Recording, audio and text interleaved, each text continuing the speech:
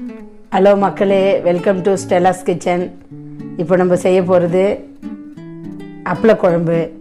அதற்கு தேவையான பொருட்கள்: அப்பளம் பொரிச்சது, வெங்காயம், கொத்தமல்லி, கருவேப்பிலை, கடலப்பருப்பு கொஞ்சம் நல்லா வேக வச்சது, குழைய கொஞ்சம் வேக வச்சது, தேங்காய், தக்காளி, இஞ்சி பூண்டு பேஸ்ட்டு, மிளகாத்தூள், மஞ்சத்தூள், பிரிஞ்சி இலை, பட்டை, லவங்கம். இது தாளிப்புக்கு.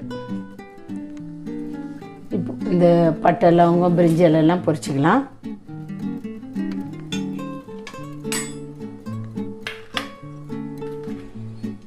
இப்போ வெங்காயம் போட்டுக்கலாம்.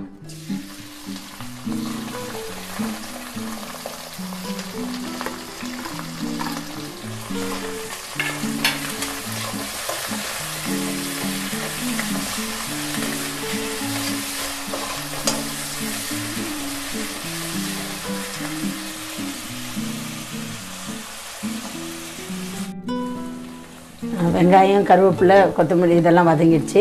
இப்போ இஞ்சி பூண்டு போட்டுக்கலாம்.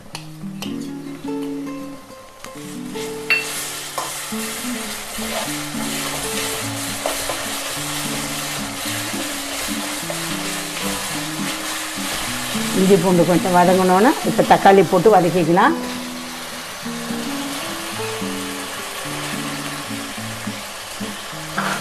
தேங்காய் அரைச்சிட்டு வந்துடலாம். கொஞ்சம்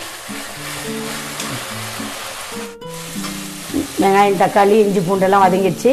இப்போ மிளகாத்தூள், மஞ்சத்தூள் போட்டுக்கலாம்.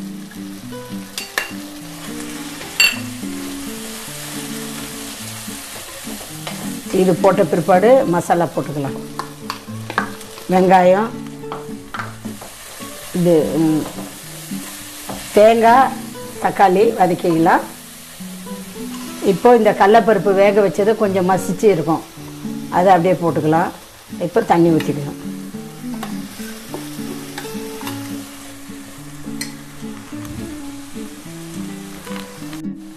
தேங்காய், தக்காளி அரைச்சது ஊற்றிட்டோம். இப்போ கடலப்பருப்பு வேக வச்சது மசிச்சது போட்டாச்சு.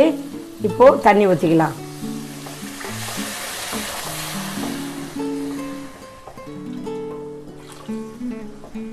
இப்போ இதுக்கு தேவையான உப்பு போட்டுக்கலாம். இப்போ தேவையான அளவு உப்பு போட்டுக்கலாம். இப்போ இது நல்லா கொதித்து நல்லா அந்த மசாலா வாசனை எல்லாம் போகட்டும். அதுக்கப்புறமா லாஸ்ட்டில் இந்த அப்பளம் போட்டுக்கலாம். இப்போ நல்லா கொதிச்சிடுச்சு, மசாலா வாசனை எல்லாம் போயிட்டு. இப்போ என்ன பண்ணலாம், அப்பளத்தை ஒன்றும் இல்லை, இப்படி அவ்வளோதான், இந்த மாதிரி உடச்சி போட்டு ஒரே ஒரு கொதி ஆஃப் பண்ணிட வேண்டியதுதான். கொத்தமல்லி போட்டு ஆஃப் பண்ணிடலாம். குழம்பு ரெடி ஆயிடுச்சு.